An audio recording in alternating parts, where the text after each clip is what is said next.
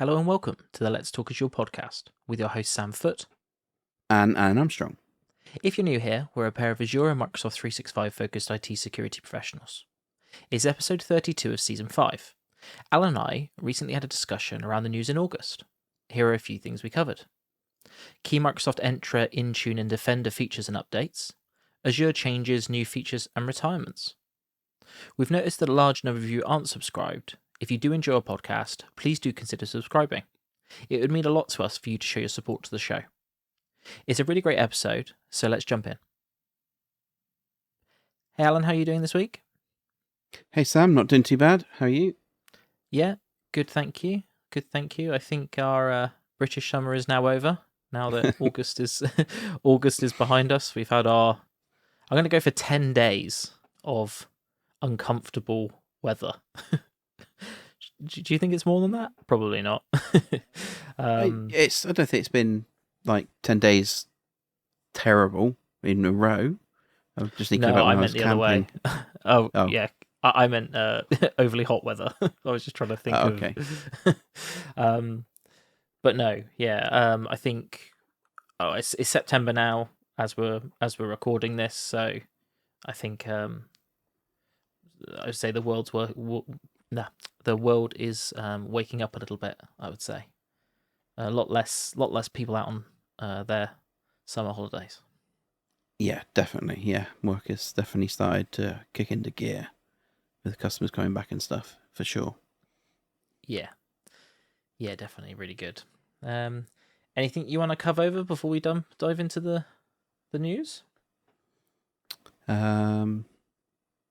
Can't think of anything. I've got my little puck for my my MVP award this week. Oh, nice. So get to add that to. So I've got 2 of those now, and hopefully many more to come. But no, I think that's probably it. We had an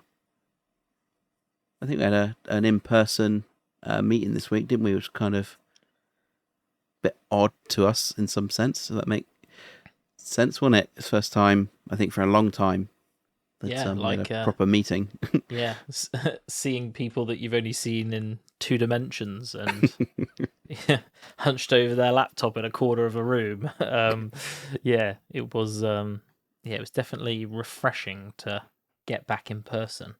That's for sure. Feels a lot more, a lot more real, and a lot more personable.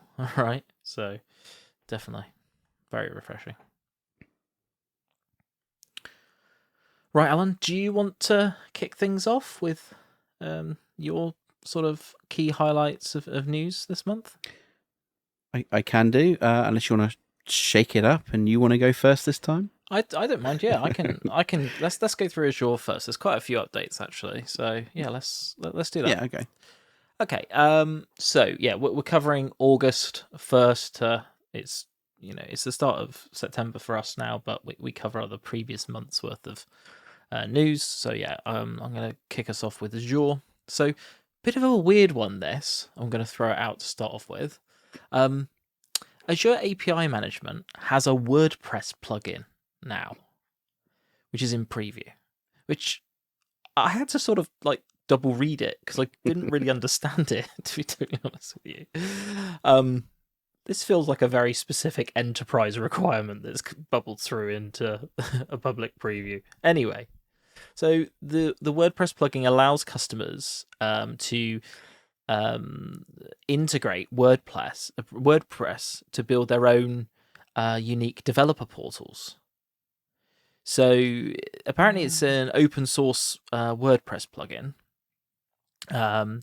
And essentially it allows you to customize the developer portal experience with sort of some of the power and flexibility of WordPress. So things like localization, collapsible and expandable menus, custom style sheets, etc. So I wonder if this is, organizations that maybe have got like an internal API directory or something. Maybe some organizations are using WordPress for that, or maybe other organizations that use WordPress for their end user docs potentially. So yeah, very interesting to see that plugin. I'd be interested to see. I haven't installed WordPress or a WordPress plugin for a long time. To be totally honest with you, it's definitely an interesting one, isn't it? it's a very like you said, it's good. Yeah. I mean, WordPress still does. I think the stat in the blog post was something like WordPress still powers 40% of the internet, so it's still massive. Maybe it's just not massive in my world, So, next one, a GA sort of update, so you can do vaulted backups for Azure Blob Storage now. So essentially, a layer of additional protection for your backup needs for Azure Blob Storage. So I'm assuming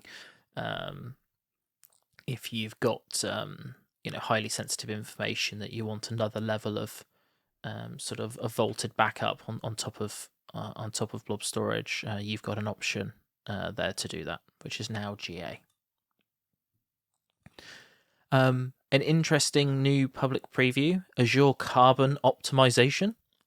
So this is a new blade which is currently in preview, which allows you to see the monthly carbon emissions of your specific resources. Now, what I thought was interesting about this, okay, so, obviously, reduction in carbon dioxide is, I think we can all agree, dependent on your stance, obviously, on climate change, it's a good thing to reduce as much carbon as possible. But I'm going to come at it from a slightly different angle. So, if you do have a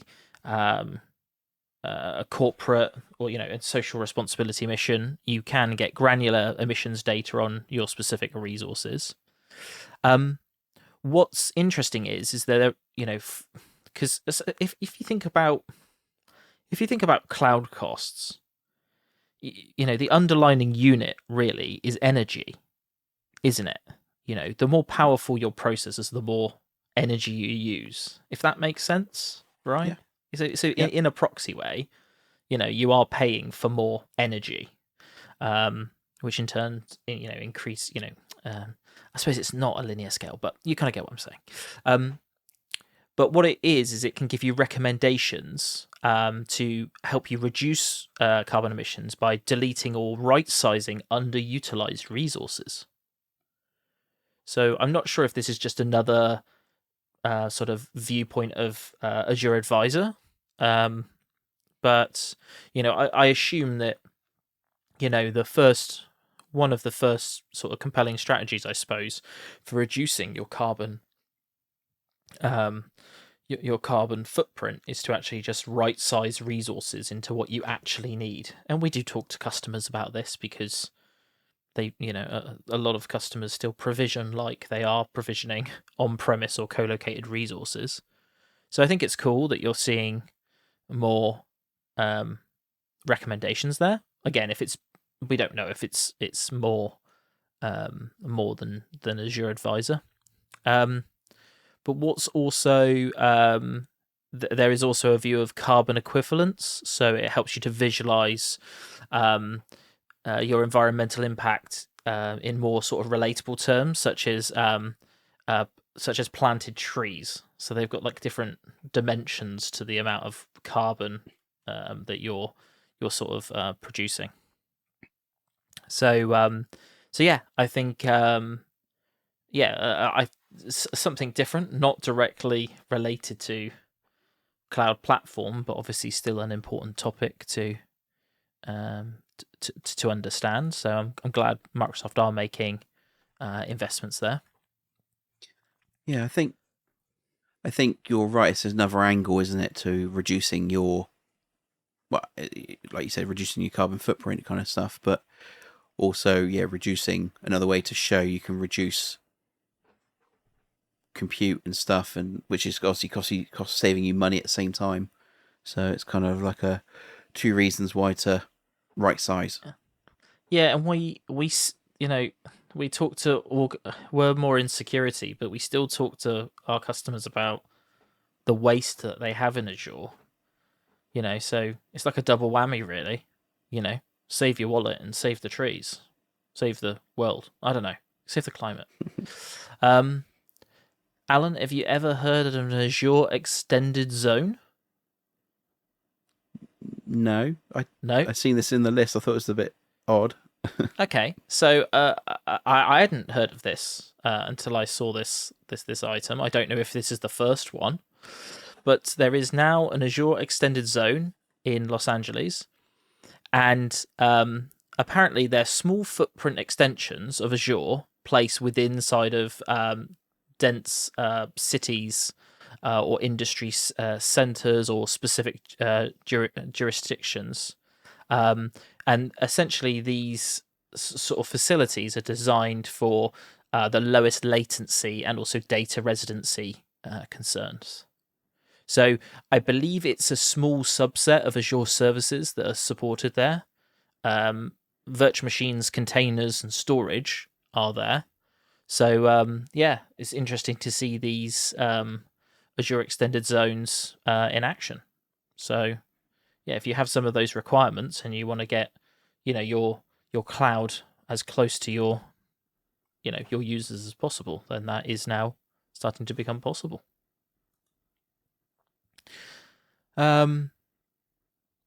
Next one that I've got is dev containers. Templates for Azure SQL are now generally available.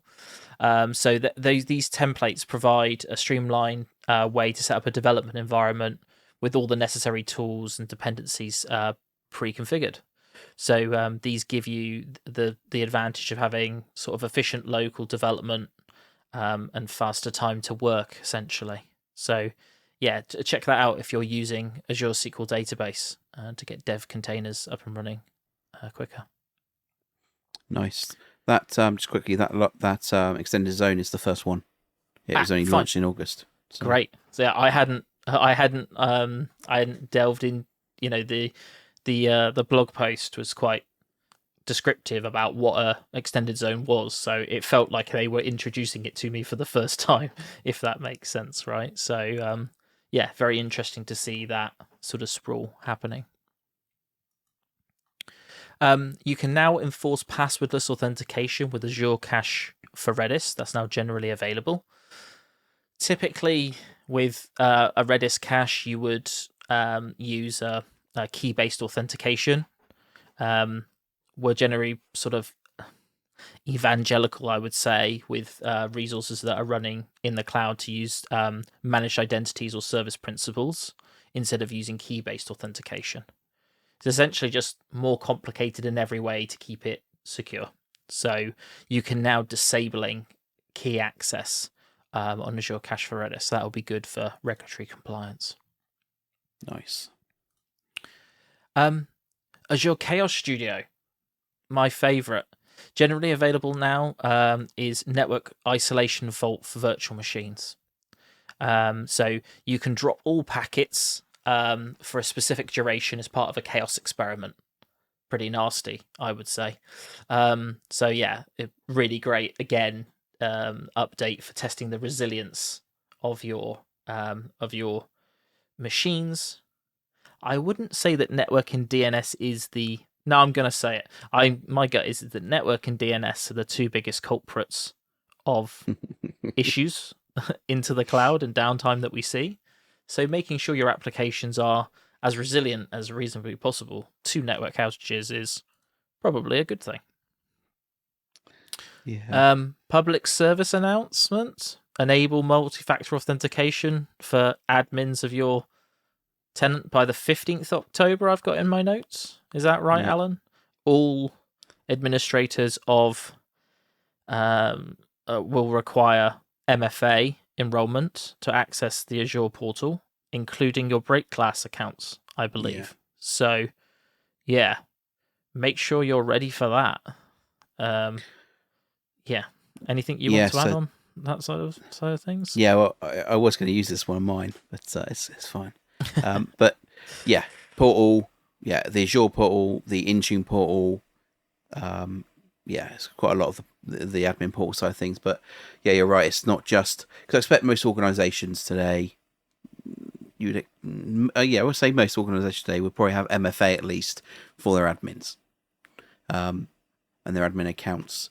So generally, it's probably not too much there. It's going to be the break glass accounts where you exclude them from conditional access so you can access them.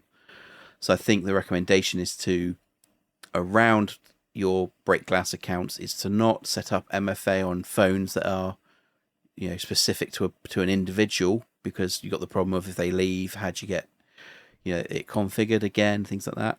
Is to use FIDO2 keys and the certificate-based authentication that's in Entra.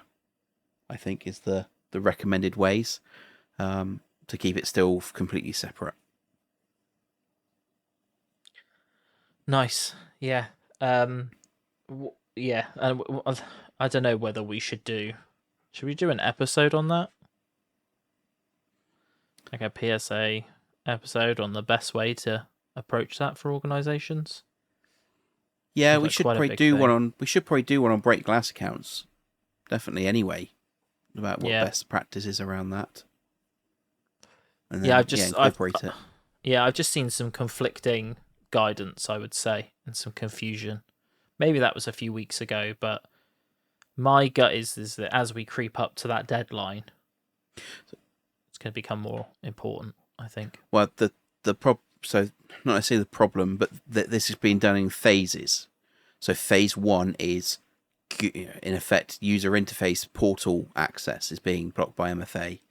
Second phase, which I think is maybe next year, I'd have to double check my notes, is that it's going to be programmatic access. So PowerShell, Terraform, and other things as well. If you're not using, I think probably if you're not using a managed identity and things like that or use not managed identity, managed identity or user assigned identity, you'll probably need to do MFA to still have access, which is obviously a bigger break as well. Yeah, because I bet nobody uses their admin accounts for programmatic access to certain integrations and applications, right? Yeah, or you create a service account, don't you, to be able to do the things it needs to, but it's going to access, in effect, admin roles. So it's then going to need MFA in theory. Okay. Another another public service announcement for retirement. Starting the 31st of October, all Azure services will require connections using TLS 1.2 or higher. Support for TLS 1 and TLS 1.1 will end on October 31st, 2024. Now, this is, I believe, mainly going to be an issue for older SDKs you may be using. I've seen this in other areas where there's like older, I'm not going to blame open source, but older open source or proprietary tooling that was maybe created X amount of years ago and you haven't patched since because you've got a critical dependency in your application stack, X, Y, and Z. So this is a bit of a tricky one, I would say, because it could be quite silent, if that makes sense. So just something to be aware of. That could be quite dangerous. A lot of the Azure PaaS services allows you to enforce minimum TLS versions. So just maybe take a look at potentially testing that ahead of time by using some of those controls if you haven't configured them. I believe TLS 1.0 and 1.1 are pretty old as well, so I don't know if this retirement feels reasonable to me. Azure App Service Environments V1 and V2, by the time you're listening to this, well, as we're recording as well, have been retired on the 31st of August. So, a bit too late for a public service announcement, but I hope that went well for everybody. What am I going? What's my next one? Another retirement. Azure Logic Apps Integration Service Environment (ISE) is retired again as of the 31st of August 2024. So you needed to move over to Logic Apps Standard. So yeah. Apparently your apps and resources may be deleted. May have been deleted, I should say, because it's past tense now. Another cool public preview is now you can have instance mix on virtual machine scale sets. So you can mix and match various VM sizes within a side of a single scale set to better align with your workload requirements. That's an interesting one, isn't it? What this is cool for is like cost optimization. So in your scale set, you could have a base set of like quite chunky virtual machines, and then have smaller instances as scale units. Yeah. Because they're more likely to be provisioned during scaling, and you might get better performance over multiple individual machines potentially. So it's that, and also if you only need scale, it's that whole thing of you can spin up 4 or 5 of them as you need. It's like if say a server can handle 1,000 users, I'm sure they can handle more, in your main set, and then you have to scale and like scale by 1 user. Say, that's another machine that can now do 1,000 that you don't need. So by halving it or quartering it, you can actually only do 250. So there's a cost saving there, and I guess a carbon footprint saving. Nice. And the last one, which is a little bit, I suppose a little bit more niche, is in Azure API Center. I'm not sure I've ever used that previously, but you can enable linting of your APIs inside API Center. I believe API Center sits above API management, doesn't it, as a management of the management. Pretty new, basically. I think, isn't it? Yeah, but there's a linting capability there, which I thought was interesting. And what it does is, a linter is an analysis tool that developers will use to check things like code quality. It's probably unfair to say code quality, but sort of adherence to your coding standards. So, if you've got like a variable naming style rule inside your organization, an indentation, those types of things, a linter can say, hey, you didn't indent properly. Please indent this properly before you commit your code. So that's actually available in API Center to look at your API definitions to make sure that they adhere to organizational style rules to maintain consistency across all your APIs. So interesting to see that it's in the cloud side, because a lot of the time you'll want that linting to be done before you make changes, if that makes sense. But if you're documenting all of your historical APIs, that could give you some good guidance on, sort of a rework that you might want to do, refactoring, I should say. Yes, I see the value in that. I was just thinking, like you said, you might if you'd integrated it into a pipeline or something like that, you might do that check there, I guess, before. Yeah, I suppose you actually do it before when you do it in the tool. Yeah, ideally you want to do that as early in the development cycle as you possibly can, because a developer noticing something early on and making a change before it hits and goes through QA and change and X, Y, and Z. But again, if you're documenting your legacy API estate, that might also help you to guide you to make those changes, to your existing estate. That's all my updates for for August on Azure. Alan, do you want to cover your items? Yeah, sure. Okay, so for Defender for Identity first, we have a new Entra Connect sensor.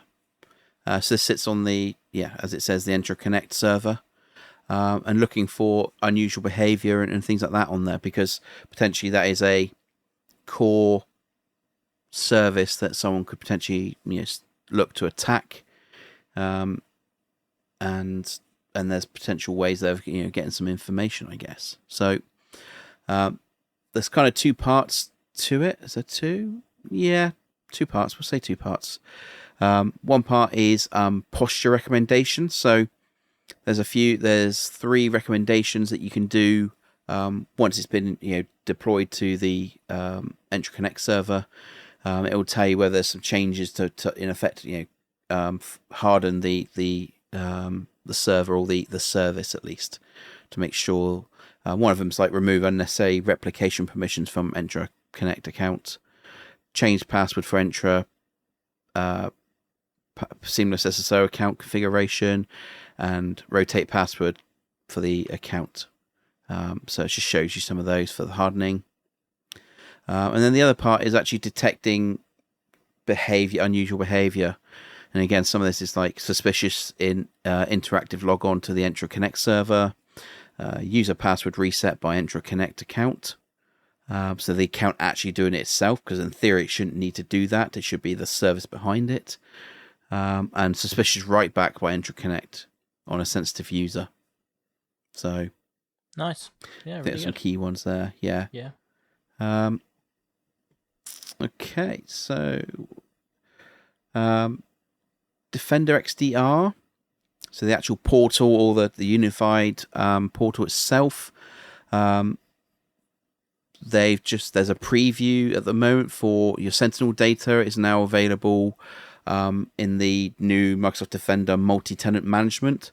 So previously it was only XDR sort of information that you could use there, and the Defender multi-tenant management is in effect if you had multiple tenants, and you had multiple defenders in effect for maybe different parts of your organization. You can then see it all in one place or manage it from one place.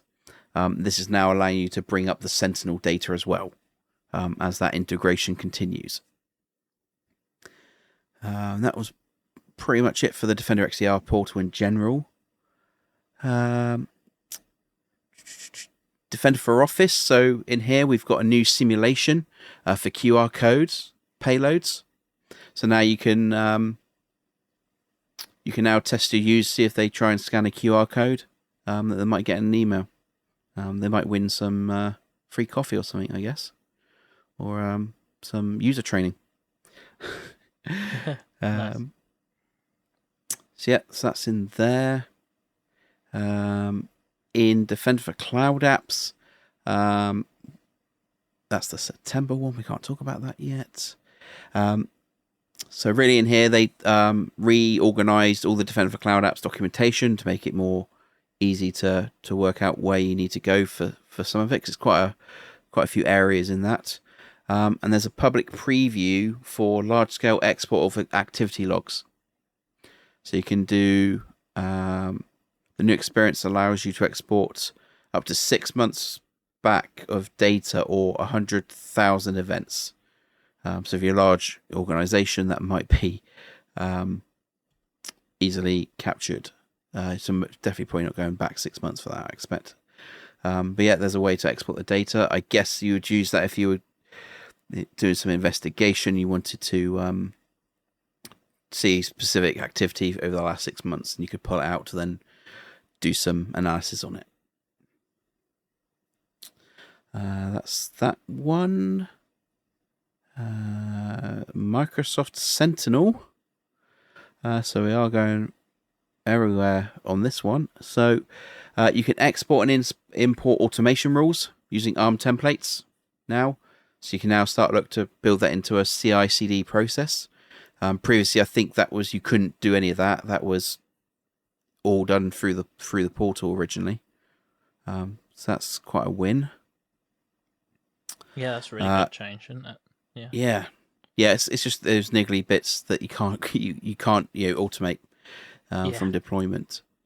We talked about Sentinel being in multi-tenant Defender. There's a preview connector for the premium Microsoft Defender threat intelligence, so feeding that into your SIEM. And probably one of the main big changes is the unified AMA-based connectors for syslog integration. So I think this is now bringing in the syslog, CEF, common event formats, and new custom log via AMA, bringing that all into the connectors, or making sure they're there now, as MMA is now, I think, officially gone end of life and not being supported. So that's a good view of that. And yeah, okay.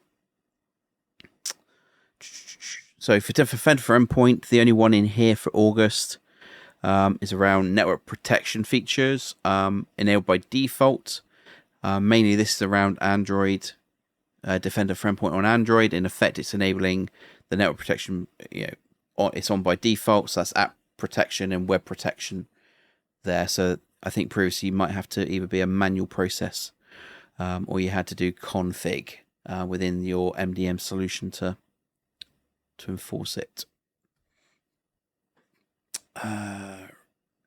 Microsoft Entra. So we talked about the big one about MFA being enforced. What else do we have in here? There's some new UI updates to the My sign-in information. There's an API to allow you to provision FIDO2 keys. You can enable, disable, and delete synchronized user accounts with lifecycle workflow. So that's probably quite a big one from a JML process perspective. And yeah, I think that's probably there's quite a few in here. I'm just trying to pick out some of the key ones. That's probably the main ones there. Nice. Intune, again, there's quite a few areas. So there's an easy creation of privilege management elevation rules, support approval requests and reports. So just improve the sort of process as part of the Intune suite there for Windows devices. We've got new home screens. We've got some new configuration settings for Apple devices. So there's a few there. I'm not going to go through all of the different settings in there. There's quite a few. It's for iOS and iPad OS as well as Mac OS. There's quite a few actually for Mac OS. And yeah, that's probably it from there. Defender for Cloud. September's, because it's already loads in September, and we're only 5 days in. So there's a preview for, so because of the MMA agent going end of life, there's a new version of file integrity monitoring, and it's based on Defender for Endpoint. So it's using Defender for Endpoint data because in effect Defender can see everything running on that machine. It's using that data to be fed into the service that was previously there. So I think you've got to check the box to say, yes, I want to use the new version of it. But it does also mean you need Defender for Endpoint deployed to get that functionality.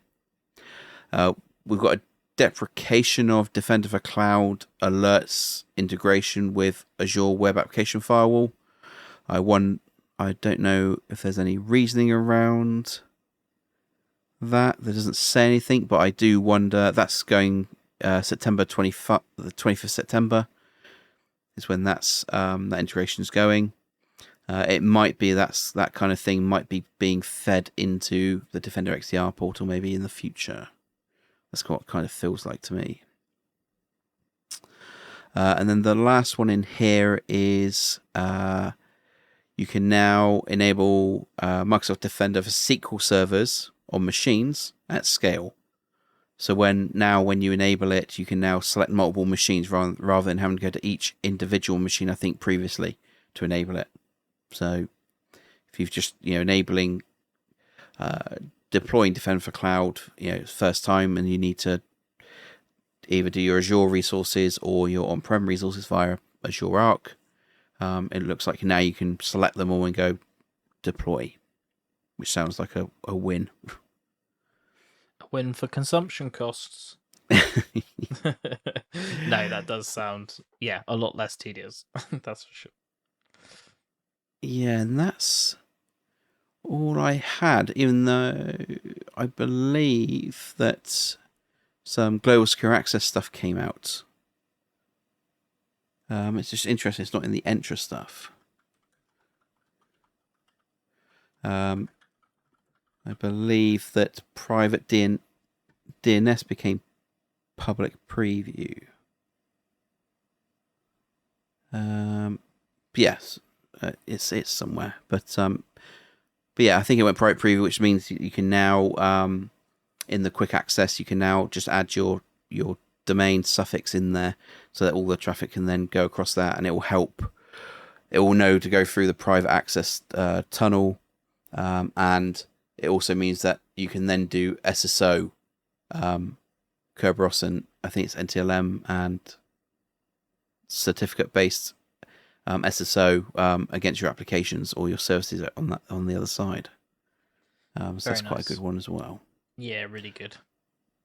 But yeah, I think that is all of my stuff as well. There's quite a few things there. Nice. Yeah. Yeah, lots of good updates, I think, across the Microsoft teams. And we are coming into Ignite-y sort of season, aren't we? The build up to that. So be interesting to see how much more we see being released. Yeah. Okay. Cool. So what's the next episode then, Sam? Yeah, I'm gonna have a look at the Azure VM image builder tool. Have you ever used that, Alan, to build images for Azure? I haven't, but I remember when it got announced and stuff, it seemed quite a cool thing to use. Yeah, because I think a lot of people have the sort of requirement of building custom images, and I just thought it would be good to sort of visit that tool because it is pretty powerful for what it is. There are some other third-party tools that you can use as well, so I'll probably mention those as we go through as well. Yeah, I think, wasn't it based on one of those or very similar to, if I remember? I can't really remember. It has been a while since I've had to deploy like a custom VM image, so yeah, I'm going to revisit it in some spare time and see how it works and what the latest functionality is. Cool. Okay. So did you enjoy this episode? If so, please do consider leaving us a review on Apple, Spotify, or YouTube. This really helps us reach out to more people like yourselves. If you do have any specific feedback, suggestions on episodes, we have a link in our show notes to get in contact with us, or leave a comment on the episode. Yeah, and if you've made it this far, thanks ever so much for listening, and we'll catch you on the next one. Yeah, thanks all.